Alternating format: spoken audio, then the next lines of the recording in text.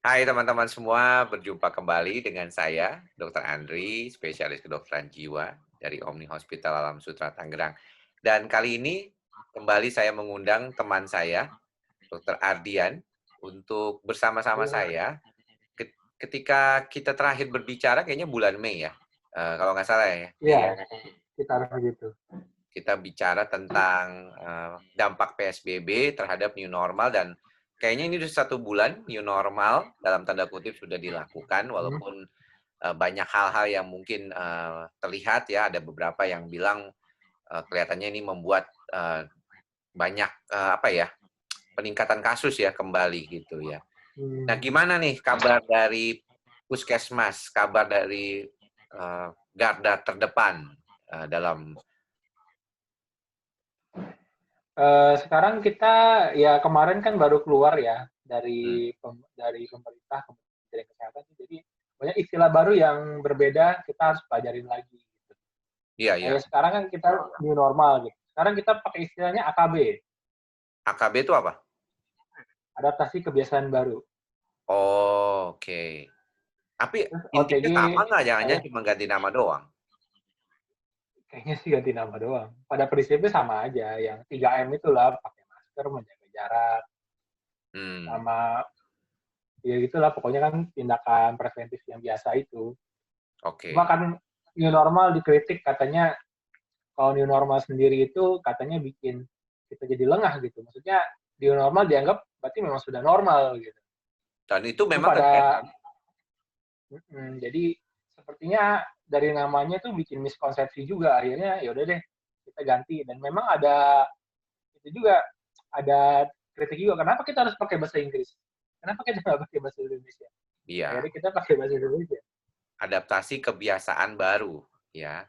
Mm-mm. Tapi dasarnya sama ya, apa ada tambahan mungkin yang dilihat? Karena banyak juga belakangan ini kayaknya pakai masker aja orang masih harus diminta lagi gitu ya. Gimana tuh? Iya, kalau itu susah sih kalau pakai masker ya. Maksudnya kita kalau misalnya dibandingin Korea Selatan atau Jepang itu, Hmm, mereka budaya pakai maskernya kuat, jadi mungkin nggak terlalu sulit.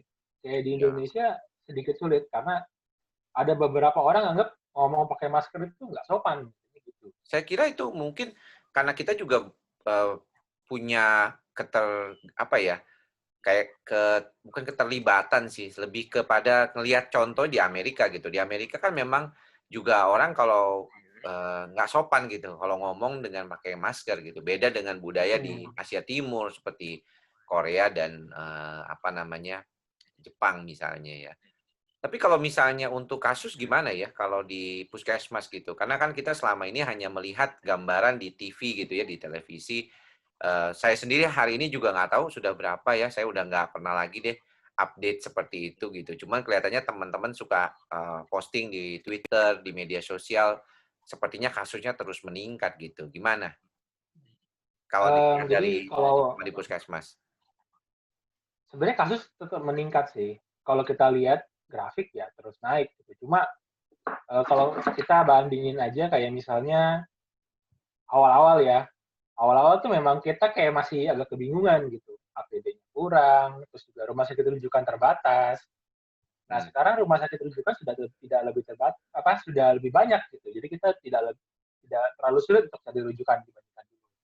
Hmm. Kedua, kalau dulu kan isolasi mandiri itu nggak terlalu banyak ya kita Iya. pakai gitu. Jadi kita rujuk gitu. Nah, sekarang itu pilihan lebih banyak. Kalau misalnya nih positif, tapi gejalanya ringan atau tidak ada gejala. Hmm.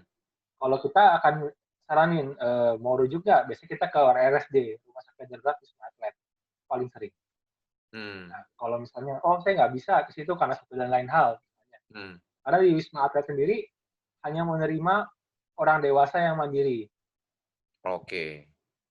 Jadi orang dewasa yang bisa ngelakuin semuanya sendiri. Jadi kan di sana kan di setiap tempat Hmm. tinggal, ya udah isolasi di situ gitu. Iya. Tapi kalau ibu hamil nggak boleh, orang yang terlalu tua juga nggak boleh. Hmm. Anak-anak kalau tidak ada pendamping tidak boleh. Iya iya. Tapi satu yang sampai sekarang tuh saya sempat terpikirkan gitu ya, tapi entah saya ini benar atau tidak, karena saya kan memang bekerja di rumah sakit gitu. Tapi kalau saya lihat, mengapa ya kita tidak bisa membiarkan kalau orang yang sakit COVID itu dirawat di rumah sakit itu ditemani gitu oleh keluarganya, mungkin yang paling dekat lah, suami, istri, atau anak, ataupun orang tuanya gitu. Tapi yang menemaninya itu memakai hazmat gitu, memakai APD level yang paling atas, yang level 3 gitu. Kenapa ya masih tidak diperbolehkan? Karena banyak juga loh, saya punya beberapa pasien yang mengeluh gitu ya, waktu mereka menjadi pasien COVID itu mereka tuh sendirian, hanya bermodalkan video call untuk bertemu dengan teman-teman ataupun kerabat ya, dalam artian ini keluarga terdekatnya. Mungkin ada hal yang terbaru atau mungkin sekarang udah bisa jangan-jangan, atau gimana, Dian?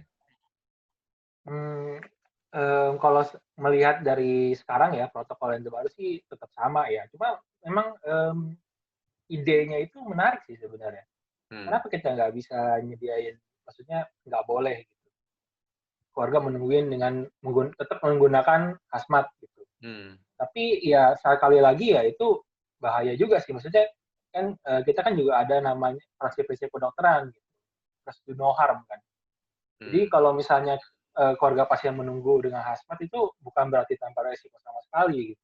iya, Di sini kan kita mau menghalau tingkat infeksi kan. Jadi kalau memang,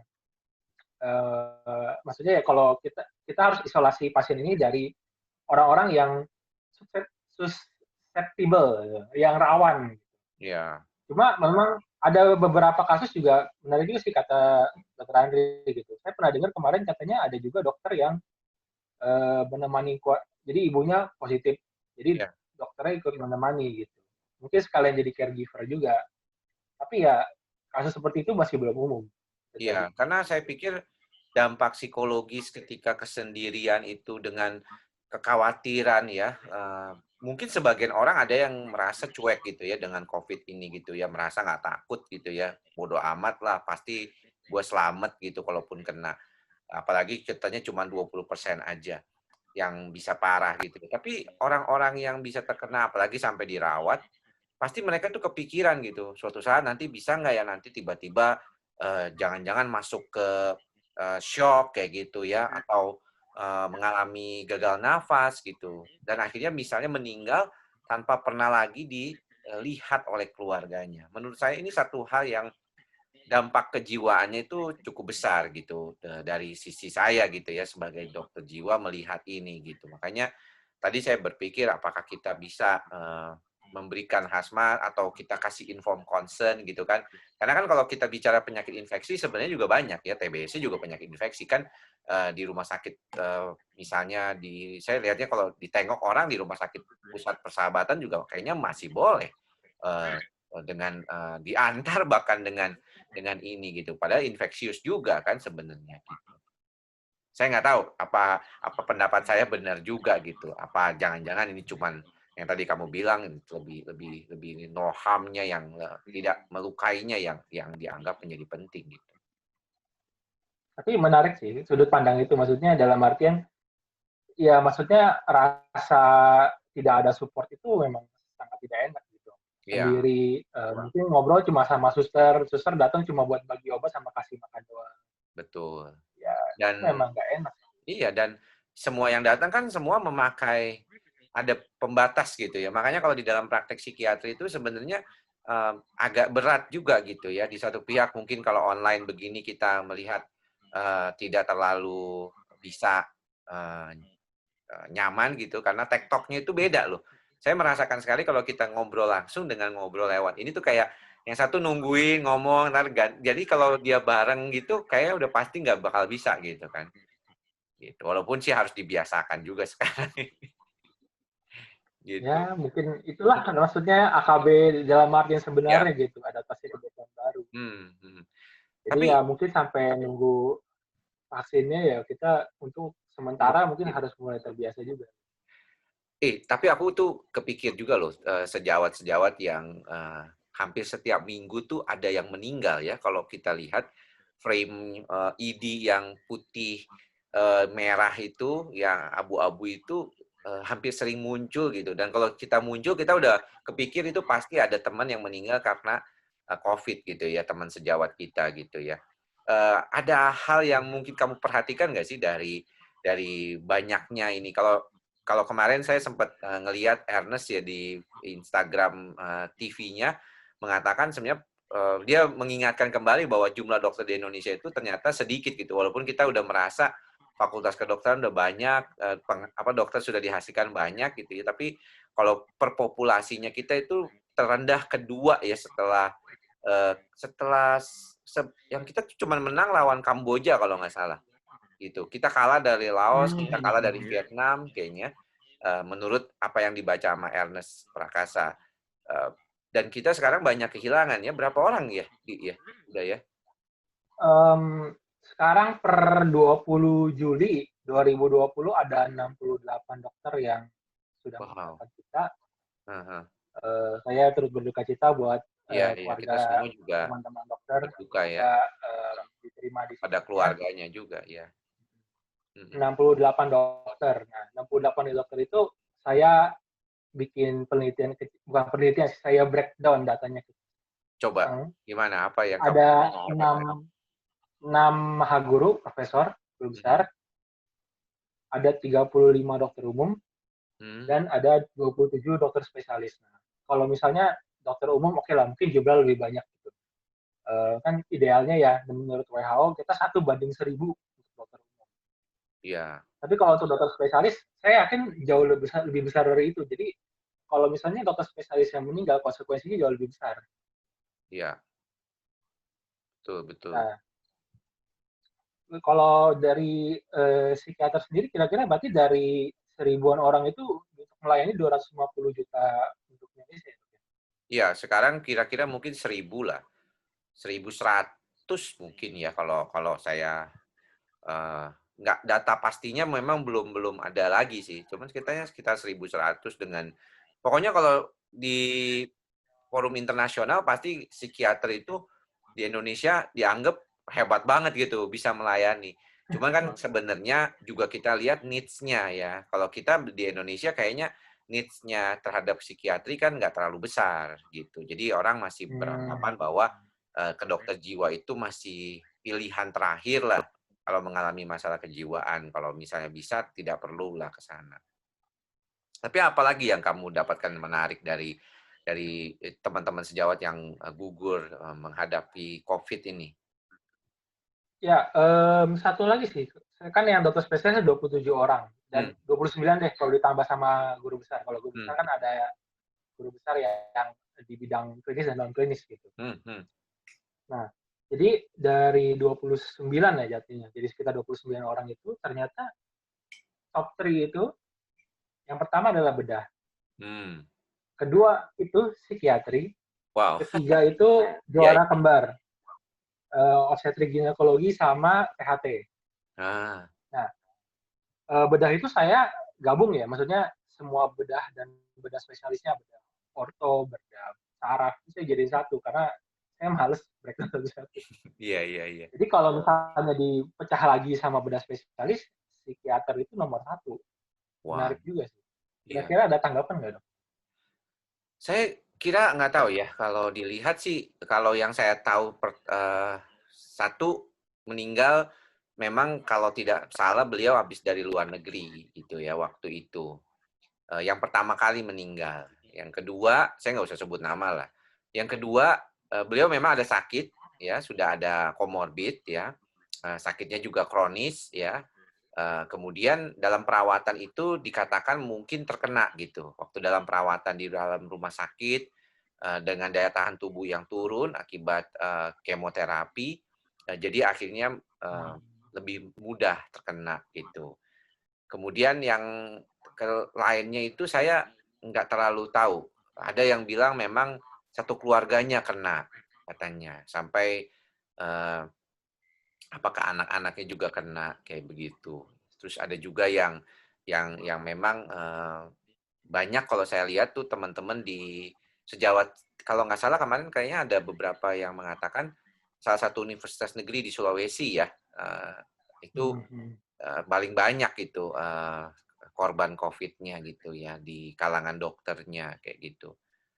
Tapi kalau misalnya melihat situasinya, saya nggak tahu ya. Kita sih udah berupaya banget ya, dari PDSKJI, dari Perhimpunan Dokter Spesialis Kedokteran Jiwa menghimbau kepada para dokter spesialis kedokteran jiwa, dalam hal ini psikiater, untuk menjaga, protokol kesehatan ya di dalam praktek, mengurangi jam praktek, mengurangi waktu pertemuan bersama pasien. Ini juga salah satu kendala nih sebenarnya karena kita biasanya ketemu pasien mungkin bisa sampai 30 menit gitu ya. Sekarang itu dibatasi gitu. Walaupun saya ini agak sekarang udah mulai longgar nih.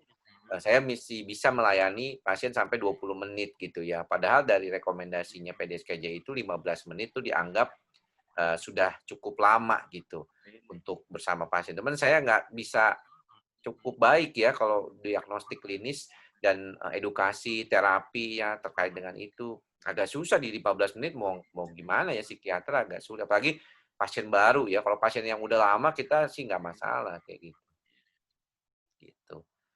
Tapi apa yang terpikirkan oleh dirimu sendiri kalau misalnya berkaitan dengan ini? Karena seharusnya teman bedah ya yang lebih punya kerentanan ya. Apalagi saya lihat ada beberapa rumah sakit juga tutup ya kamar operasinya ya di awal-awal COVID itu kayaknya nggak ada yang operasi kayaknya kalau nggak salah ya. Kecuali darurat ya kalau memang gawat darurat. Karena dulu kan sebelum sekarang kan memang sudah WHO sudah ada pikiran arah ini airborne, tapi sebelumnya kan tidak airborne. Hmm. Nah, tapi dengan catatan kalau misalnya kita di operasi di ruang operasi gitu kan, biasanya kita melakukan tindakan namanya intubasi.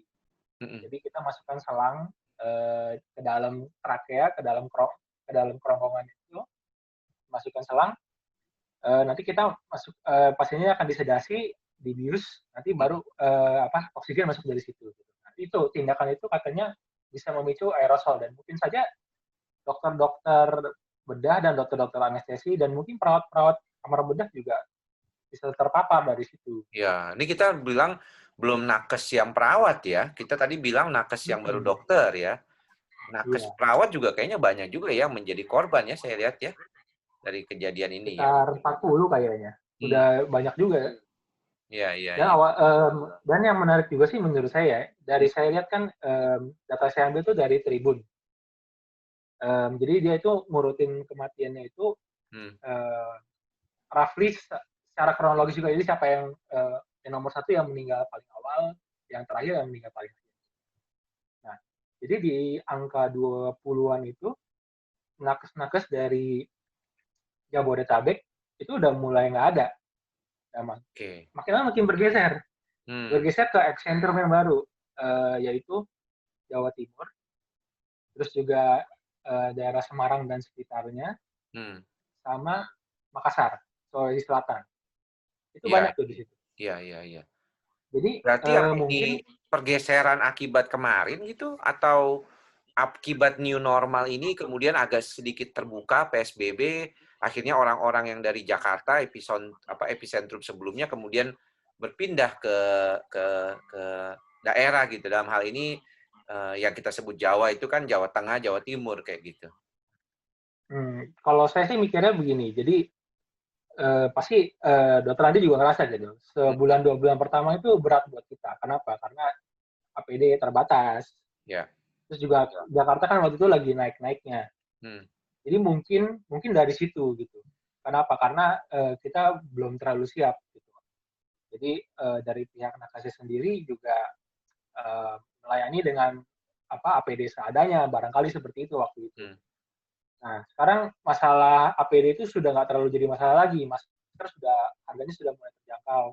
APD juga sudah mulai banyak. Waktu itu di tempat kami aja banyak sekali yang ngasih gitu. Hmm. Sampai jadi kita nggak perlu beli karena semuanya udah ngasih gitu. Nah, tapi Hmm. kalau di daerah mungkin justru karena dia baru naik gitu, dia baru kewalahan di situ sekarang. Sama Iya. juga ternyata transisi ke new normal itu nggak terlalu tidak terlalu mulus ya, malah jatuhnya jadi old normal gitu kayak seperti dulu bilang itu juga jadi masalah. Hmm. Tapi memang belakangan ini juga kemarin juga saya ketemu pasien yang menarik tuh bahwa beliau bilang nggak enak gitu sekarang kalau ketemu orang tuh diajak salaman tuh nolak, serba salah karena mereka itu tetua gitu ya, istilahnya orang tua gitu.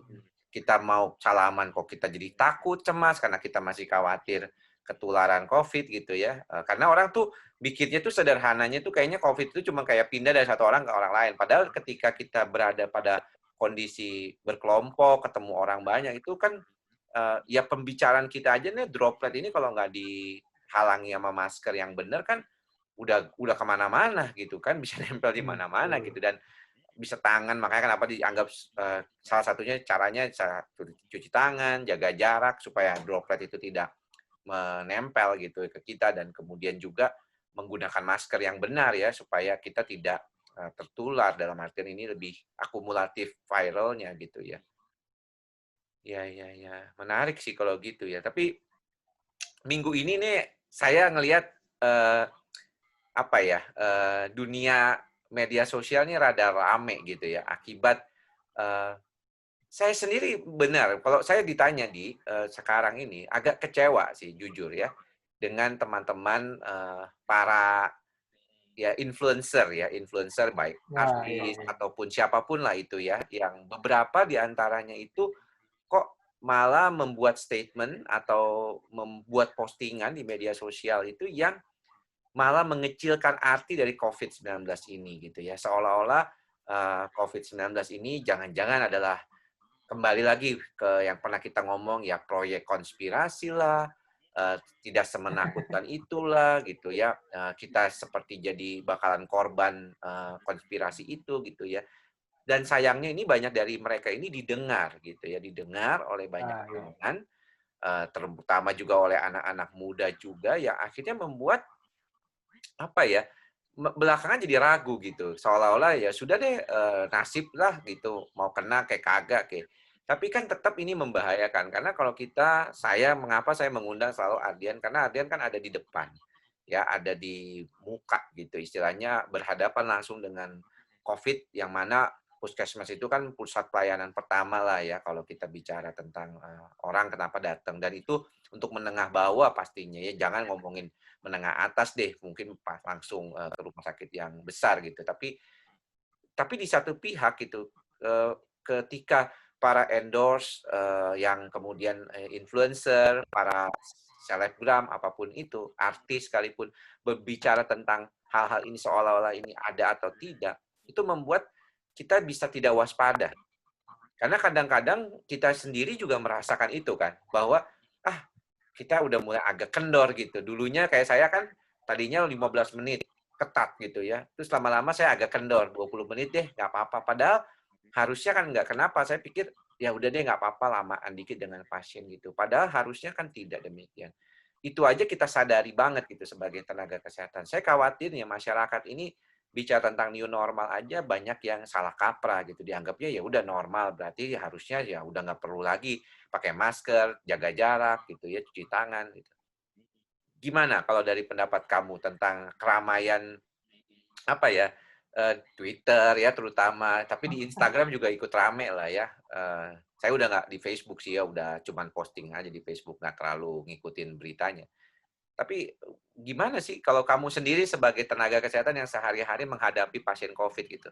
Ada orang yang nggak percaya gitu ada COVID, bahkan mengatakan hal-hal yang ya sedikit banyak membuat satu apa ya keributan gitu ya istilahnya.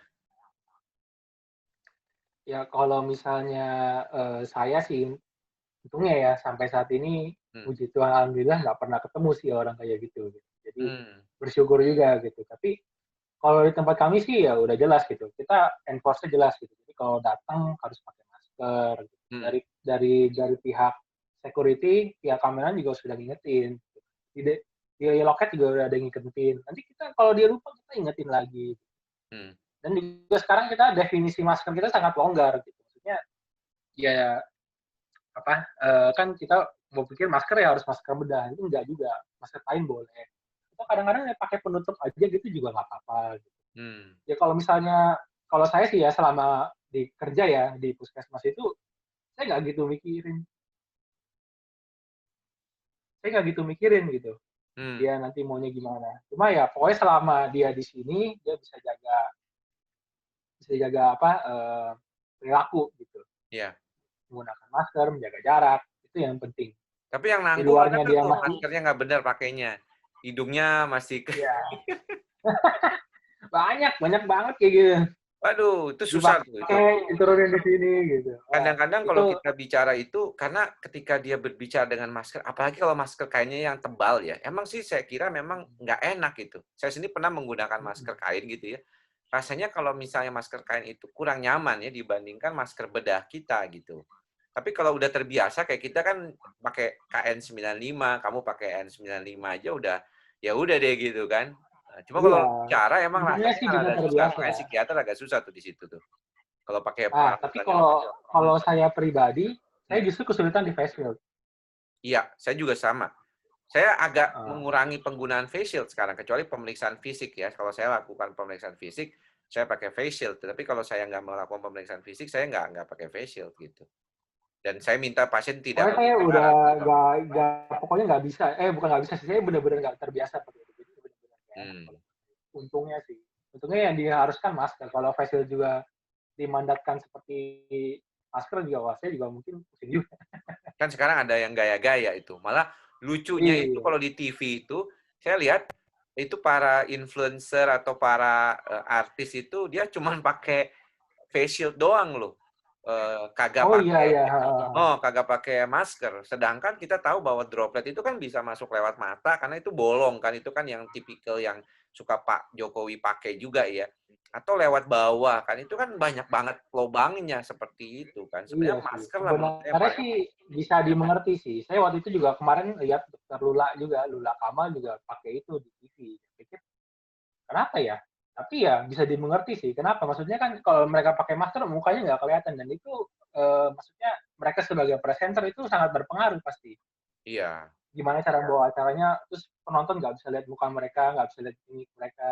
Jadi, Hmm, dan hmm. mungkin ngomong juga sedikit lebih tidak terdengar dengan menggunakan masker. Jadi sebagai kompromi dia pakai face shield. Mungkin seperti itu. Mungkin. Tapi kalau menurut kamu tuh gimana tuh harusnya seorang apa namanya ternyata juga bukan masalah itu juga loh. Kemarin itu ya ada yang menyebar hoax gitu kan tentang insentif ya, insentif yang diterima dokter karena kalau misalnya dia punya pasien dibikin COVID gitu ya, bahkan ada yang sempat saya nggak tahu itu betul atau tidak ya, tapi itu ada rekam medis ditulisnya CPD gitu ya. Nah, kita kan tahu itu cardiovascular disease maksudnya gitu ya, atau cardiovascular disorder atau gangguan Cerebro ya, di cerebro. stroke seperti itu atau gangguan jantung lah yang berkaitan dengan itu. Eh, dia anggap COVID gitu, CPD itu, CPD itu COVID gitu, singkatan COVID gitu. Jadi seolah-olah dan kemudian booming itu ya, walaupun akhirnya dia minta maaf, kemudian dibikin hoax itu bahwa salah satu rumah sakit swasta itu membuat satu keadaan seperti itu gitu. Jadi sengaja gitu, pokoknya pasien itu dianggap COVID supaya tenaga kesehatan dan rumah sakit itu dapat insentif gitu. Sebelumnya memang Pak Jokowi bilang serapan rumah sakit apa serapan tenaga kesehatan apa serapan dana dari Kementerian Kesehatan itu tidak banyak gitu ya. Walaupun sempat ada yang mengatakan salah satu apa Bapak Menteri kita mengatakan katanya karena COVID-nya kurang banyak pasiennya gitu. Saya juga nggak tahu itu cuma karena tagline saja, apa betul beliau ngomong begitu, karena kadang-kadang kan suka beda ya, apa yang diomongin suka diambil berbeda kalau saya Ah lihat. iya sih, benar Kita, juga sih. tapi Benar. mengenai insentif, itu kamu kan di puskesmas, kamu tenaga kesehatan yang menangani COVID langsung. Dulu tuh ada insentif pajak loh, katanya kalau dokter yang merawat Nah, COVID itu bisa mengajukan insentif kayaknya nggak pajak. jadi itu. Enggak kan? Nggak jadi itu. Nggak Nggak jadi. jadi. Nah, jadi terus kemudian kalau kamu dapat insentif apa nih? Kayaknya banyak nih kayaknya, mungkin. Ardian udah Nah, berapa bulan ini? Mungkin katanya udah kaya nih gara-gara COVID nih katanya gitu. wah, kalau misalnya, maksudnya kalau cuma dibilang, wah lu udah kaya ya sekarang terus dapat duitnya ya, saya mungkin cuma cengengesan aja sih. Cuma kalau misalnya nggak dapet ya, Hmm, diomongin begitu, panas juga kuping sih kayaknya. iya iya. Tapi dapat apa enggak di jadinya? Jadi waktu itu saya sempat ngobrol sama atasan saya ya, ngobrol soal itu. Ternyata memang berjenjang gitu. Jadi nanti minta SPJ lah, nanti mesti ada ngajuin nama, nanti ada dibikin absennya lagi, tanda tangan, terus nanti verifikasi. Wah, itu ribet sekali. Beberapa rumah sakit sudah turun, dan setahu saya RSUI sudah turun. Rumah Iya, sakit iya, umum dokter sudah turun. Dayat ya di Twitternya mengatakan ya. Nah, Tapi itu katanya udah turunnya nggak turun. sesuai di. Waduh, itu saya nggak tahu deh, nggak mau komentar kalau gitu.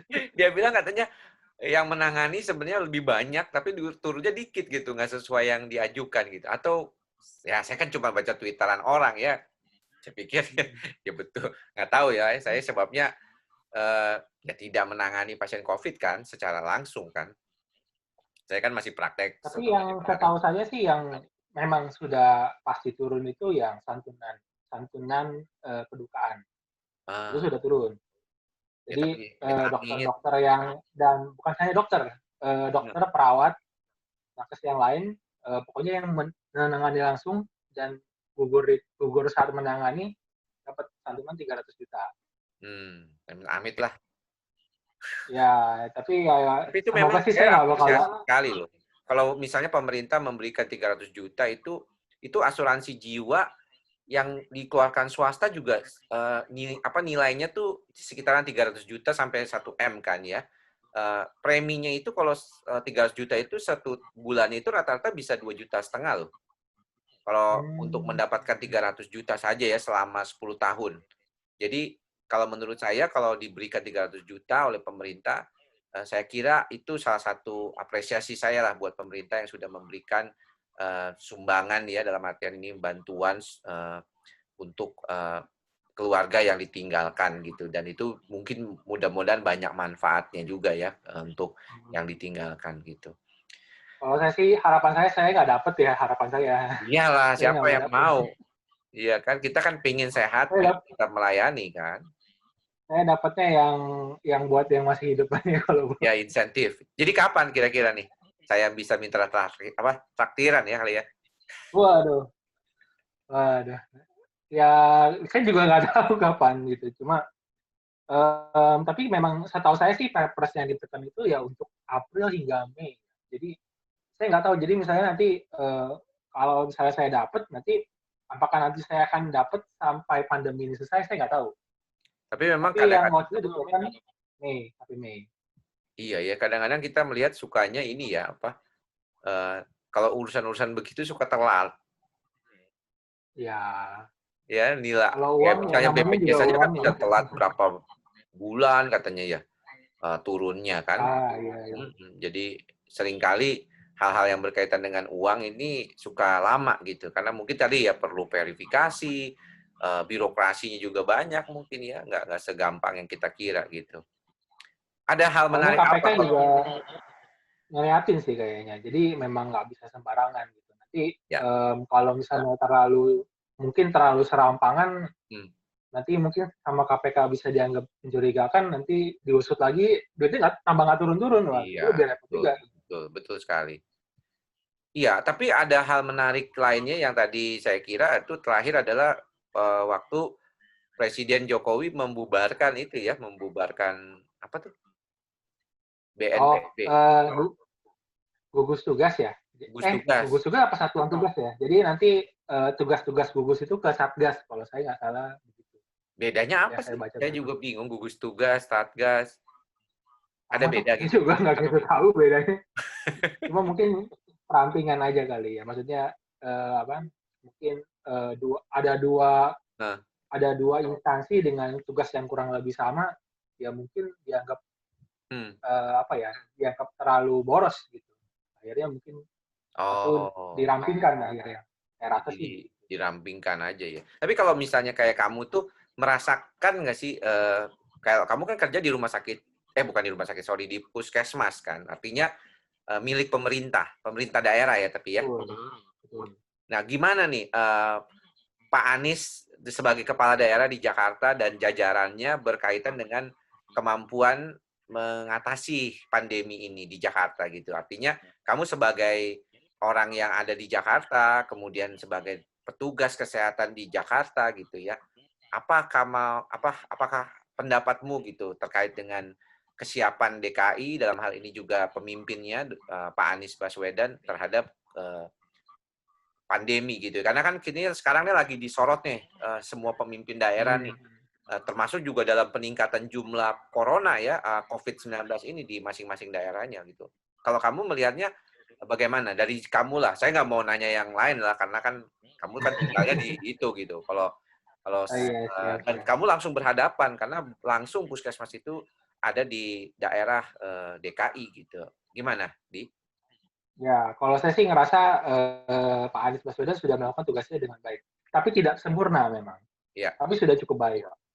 Dan yang maksudnya kalau buat saya pribadi yang paling saya acungi jempol ya itu maksudnya jadi Pak Anies menganggap tugas nakes ini sudah cukup berat gitu. Jadi waktu perampingan APBD kemarin nakes itu salah satu dari sedikit instansi yang Dinas Kesehatan itu salah satu instansi yang dibebaskan dari rasionalisasi gaji.